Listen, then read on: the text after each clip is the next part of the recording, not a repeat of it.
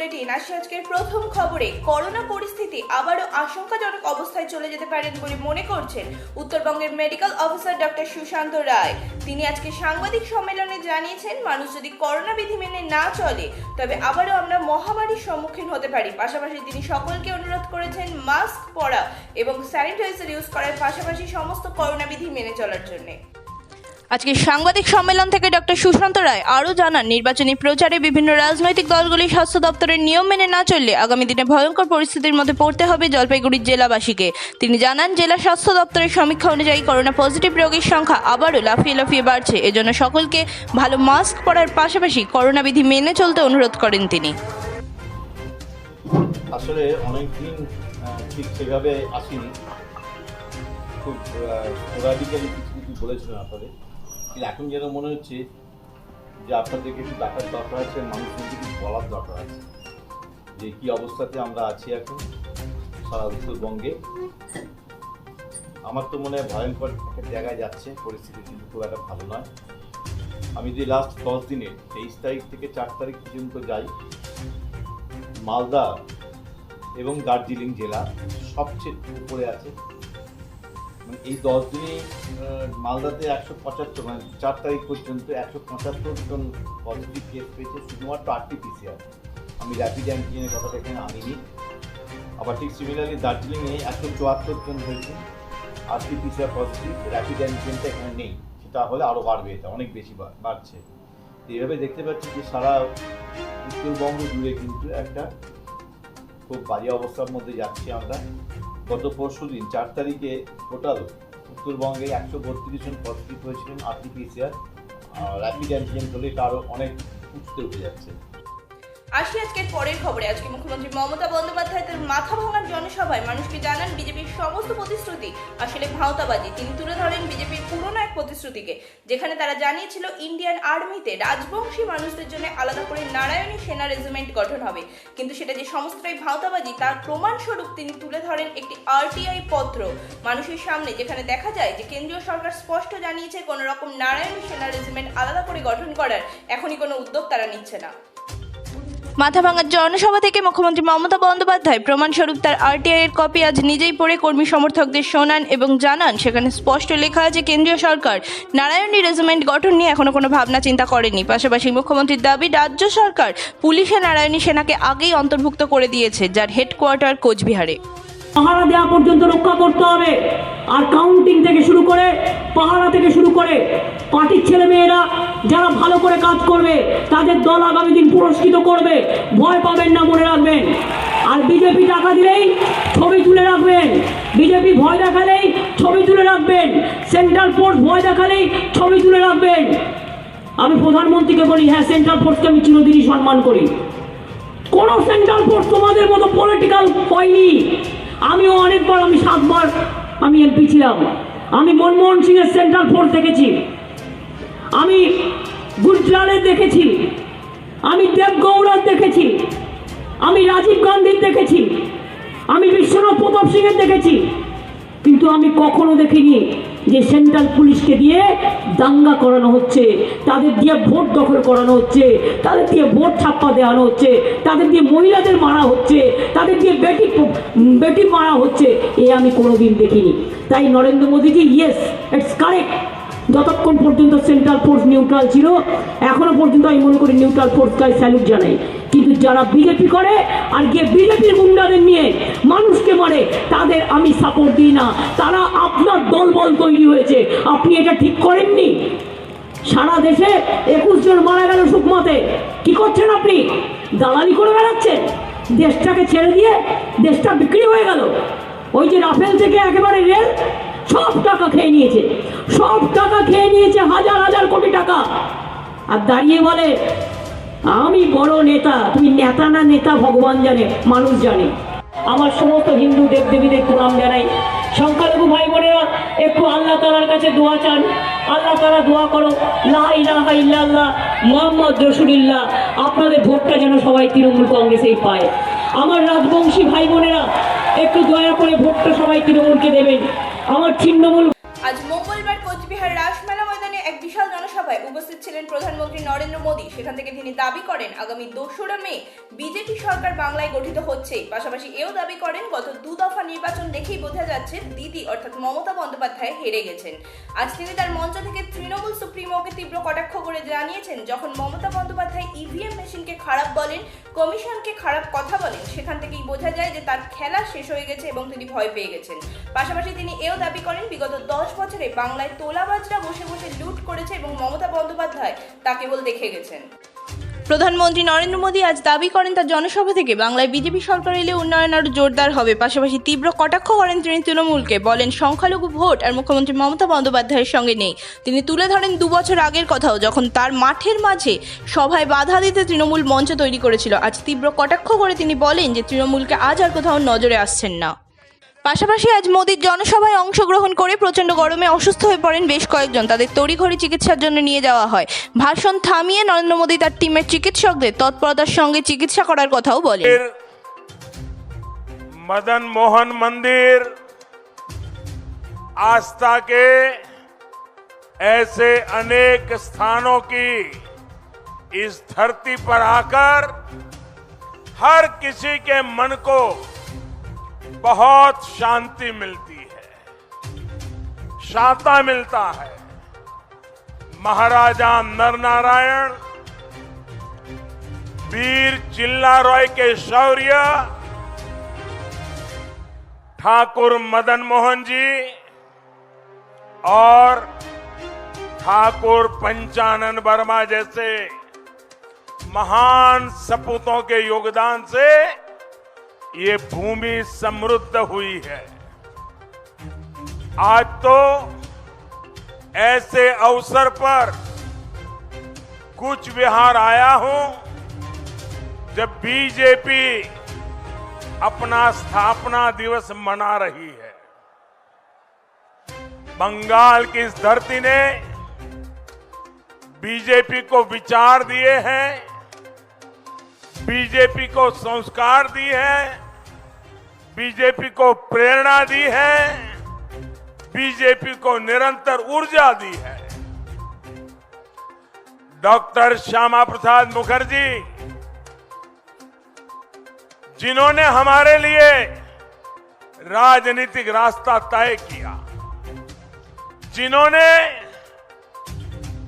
हम जैसे करोड़ों कार्यकर्ताओं को आदर्शों को लेकर राजनीति में जीने का, जनता के लिए जूझने का और शरीर का कण कण, समय का पल पल जनता की सेवा में लगाए रखने की हमें प्रेरणा दी, ऐसे डॉक्टर श्यामा प्रसाद मुखर्जी ने बहुत महत्वपूर्ण बात कही थी। इसी बंगाल के सपूत डॉक्टर श्यामा प्रसाद मुखर्जी ने बहुत महत्वपूर्ण बात कही थी। उन्होंने कहा था, भारत का यश, भारत की आध्यात्मिक महानता,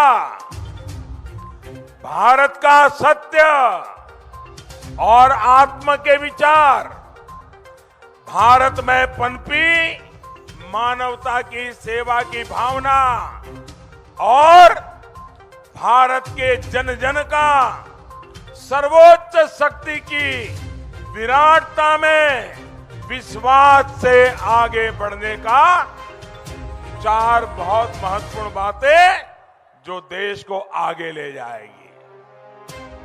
आज इसी प्रेरणा से देश की कोटि कोटि जनता देश का यश बढ़ा रही है, देश को आत्मनिर्भर बना रही है।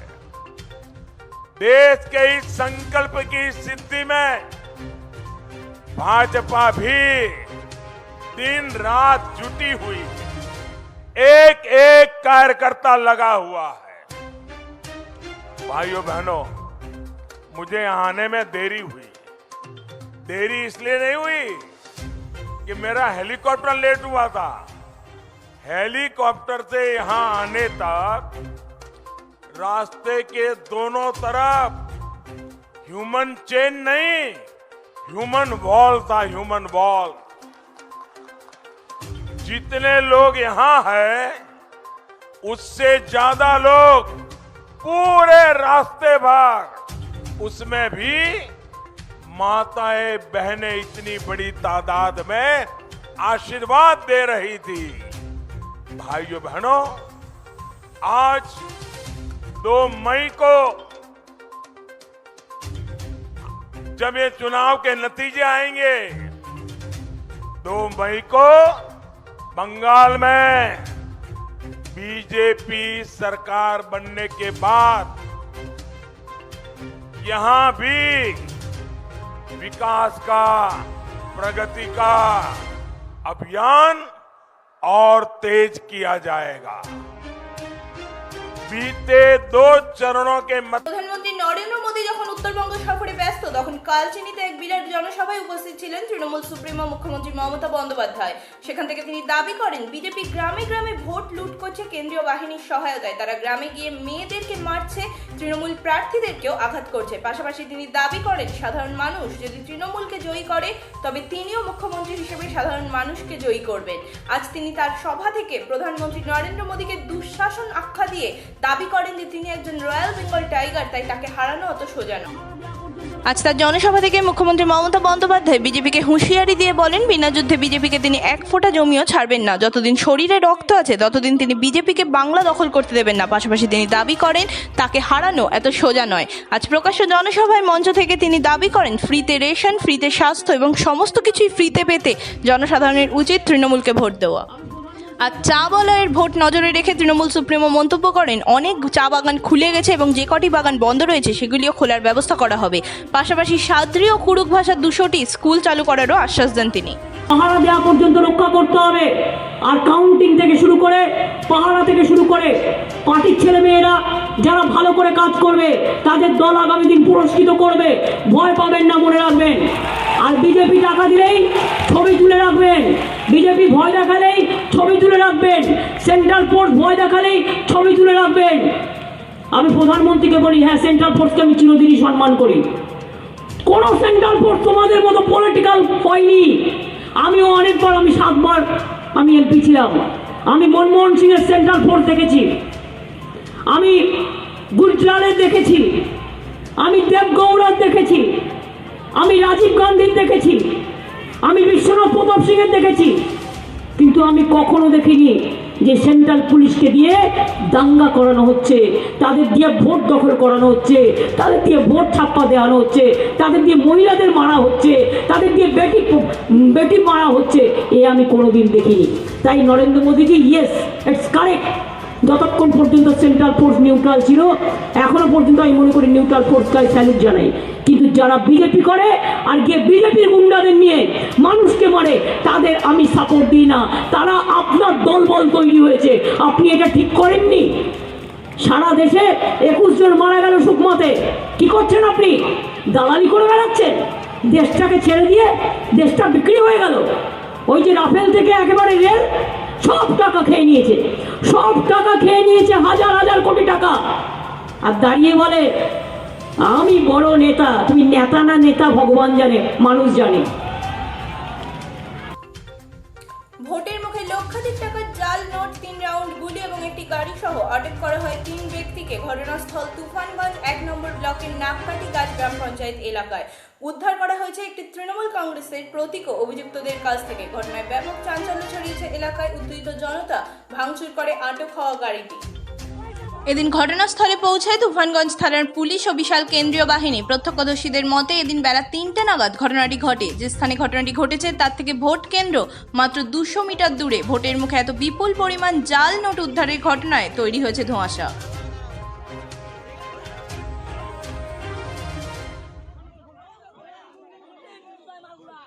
একটাই কথা বলছি, কুচবিহারের এসপি বিক্রি হয়ে গেছে।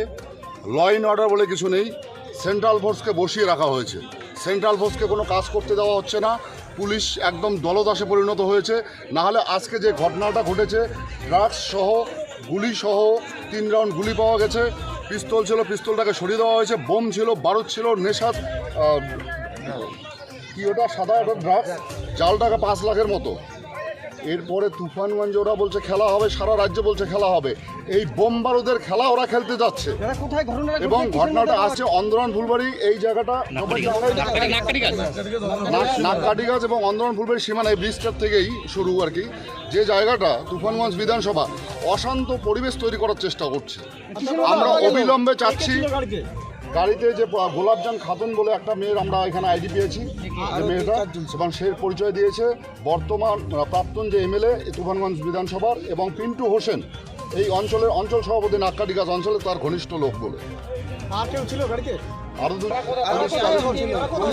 তাদেরকে নাকি নিয়ে গেছে, যতটুকু 3 জনকে নাকি নিয়ে গেছে পুলিশ। কি গাড়িতে পাওয়া যায়? 2জনকে। হোন্ডার গাড়ি ছিল, হুন্ডাইয়ের গাড়ি, ঠিক আছে, একটা প্রাইভেট গাড়িতে নিয়ে যাওয়া হয়েছে। আপনারা এখন কি করবেন? আমরা নির্বাচন দপ্তরে যেরকম জানাবো, পুলিশ অবজারভারকেও জানাবো এবং আমরা ডিমান্ড করব সেন্ট্রাল ফোর্স যাতে প্রত্যেকটা জায়গায় প্রত্যেকটা বুথে 252টা বুথ, অক্সিলারি সহ 322টা বুথ, এই 322টা বুথে যাতে প্রতিনিয়ত সেন্ট্রাল ফোর্স টাকাগুলো যে পাওয়া গেছে, টাকাগুলো কি জাল? দেখুন বেছে বেছে যে নাকা চেকপোস্টগুলো রয়েছে, সেই নাকা চেকপোস্টগুলোতে বেছে বেছে গাড়িগুলো পার করে দেওয়া হচ্ছে। না হলে এত চেকপোস্ট হওয়ার পরেও কিভাবে আজকে এইভাবে জাল টাকা, গুলি বারুদ নিয়ে এইভাবে নেশার জিনিস নিয়ে আসে? কত টাকা ছিল এই জালটা? পুলিশের ব্যর্থতা কেন বলবো? মুখ্যমন্ত্রী এখানে এসে বলেছে পুলিশের ভূত এবং ভবিষ্যৎ নষ্ট করে দেবে। পুলিশ কি করবে? পুলিশ কি করবে বলুন? পুলিশকে হুমকি দেওয়া হচ্ছে, এসডিপিওকে বসে বসে হুমকি দেওয়া হচ্ছে, তাদেরকে ঠুটো জগন্নাথ থাকতে বলা হচ্ছে, তাদের ভূত ভবিষ্যৎ নষ্ট করে দিবে। একজন সিএম যখন এখানে এসে এইরকম কথা বলছে, তার পরিপ্রেক্ষিতে আমরা দেখতে পেলাম 2 দিন পরে কি হলো। এবং এদের একটা বিশাল একটা চক্র রয়েছে, চোরা কারবারিদের চক্র, এবং নোংরা এই যে গরু পাচার থেকে শুরু করে সমস্ত চক্রটা এইভাবে তৃণমূলকে 200 মিটার দূরত্ব